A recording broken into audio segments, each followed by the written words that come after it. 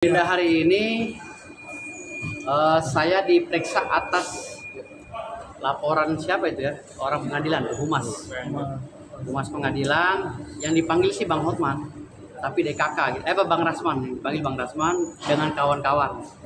Dan di situ ada nama saya. Gimana Bang? Jadi apa saja yang dibawa saat pemeriksaan ini, Pak?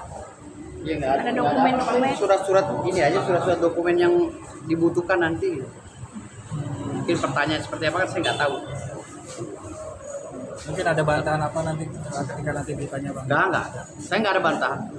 Karena gini, Pengadilan Negeri Jakarta Utara ini kan sedang menegur kita ya. Kita sebagai advokat itu memang dituntut untuk profesional dalam bekerja. Makanya saya atas laporan ini saya nggak pernah nyalahkan siapa-siapa. Ini konsekuensi daripada kerja kami sebagai advokat. Profesi kami sebagai advokat seperti ini konsekuensinya. Ya kalau dilaporkan seperti ini ya kami ikut aja alur diperiksa. Berarti konsekuensi dari atas ada kerusuhan di ruang sidang itu, Pak? Itu bukan kerusuhan, keributan yang timbul oleh orang lain sehingga memprovokasi kami. Ya. Mulanya apa? Keributan yang timbul. Mulanya Bang Rasman meminta kepada hakim untuk bertindak adil, ya, dan tidak memutus sepihak dalam menetapkan satu putusan atau satu penetapan terkait dengan sidang tertutup atau sidang terbuka kan gitu. Harusnya kan ada konsolidasi dulu atau ada pembicaraan dulu awalnya dengan pihak Bang Rasman. Ditanya dulu, Bang Rasman ditanya dulu harusnya. Setuju tidak kalau seandainya pemeriksaan ini ditutup, tidak boleh diliput media, harusnya begitu dulu kan? Tapi ini tidak. Pemeriksaan kali ini harus ditutup, bla bla bla. Tidak ada pertanyaan kepada pihak kami, nggak ada tuh. Hakim itu tidak ada pertanyaan. Kamu gimana, nggak ada. Ya. Jadi saya akan berbicara secara normatif aja, nggak ada yang ditutup-tutupi. Karena saya lurus-lurus aja gitu loh, nggak takut saya gitu. Oke, terkait tindakan yang naik meja itu gimana, Pak?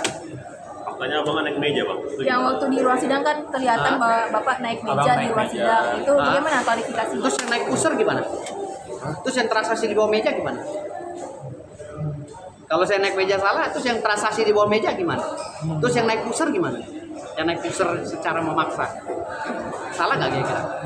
Kan saya naik meja kan tidak sengaja, karena melihat klien saya dikerubuti oleh jaksa dan anggota pengadilan.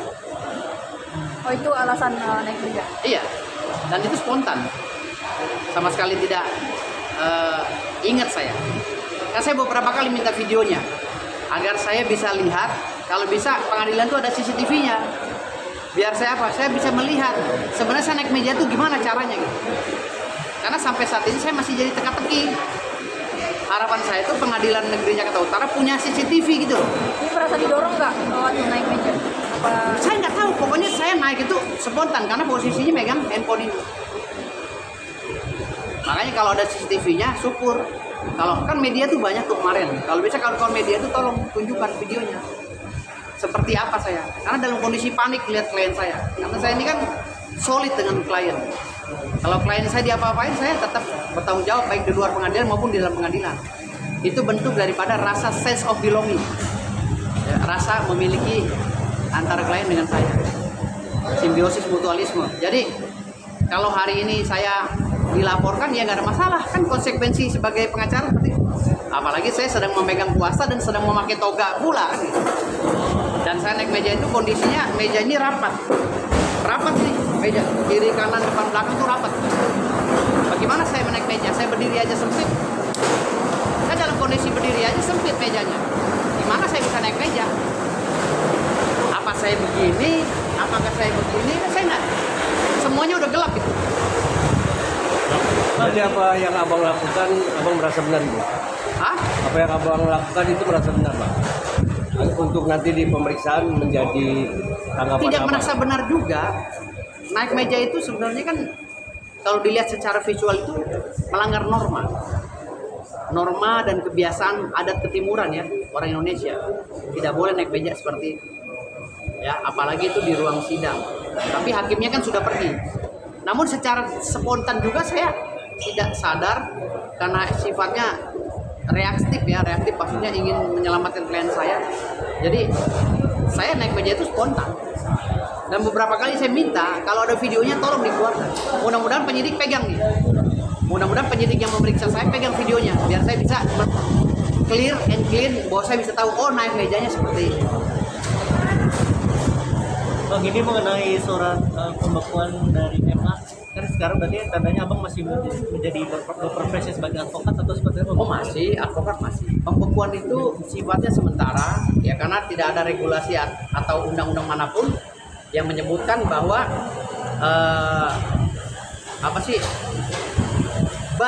seorang pengacara itu ada pembekuan ketika dia melanggar kode etik. Tidak ada itu undang-undangnya.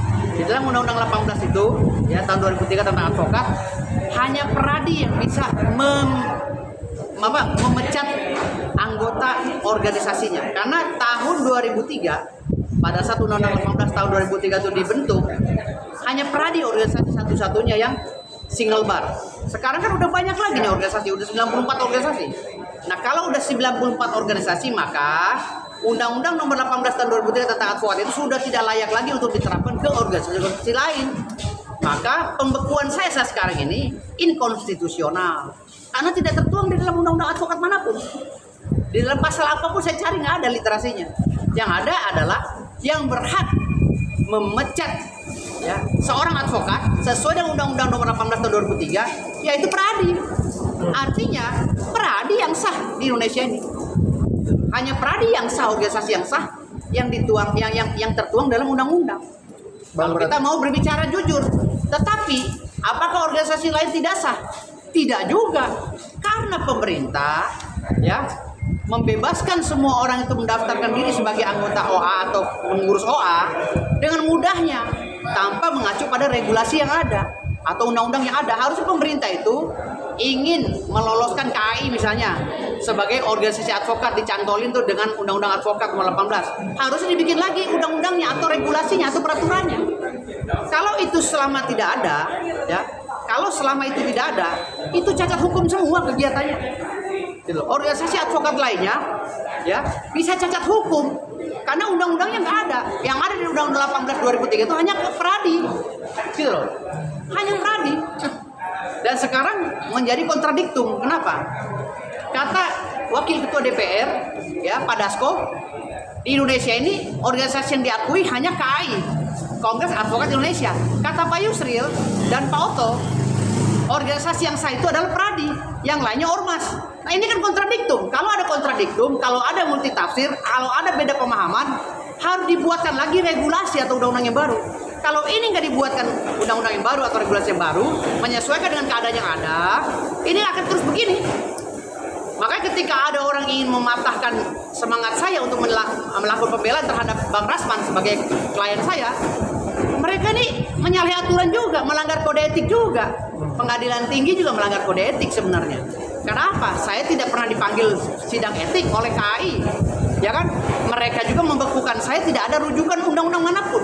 Pasal manapun tidak ada dalam Undang-Undang 18 yang mengatakan bahwa ketika sang advokat itu melanggar kode etik, dipecat.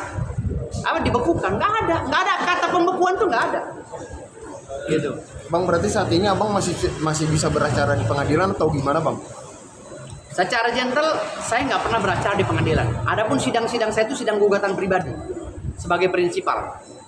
Ya, jadi sidang-sidang saya di beberapa pengadilan itu saya menggugat pribadi. Gitu. Dan memang kerjaan saya dari dulu menggugat. Gitu.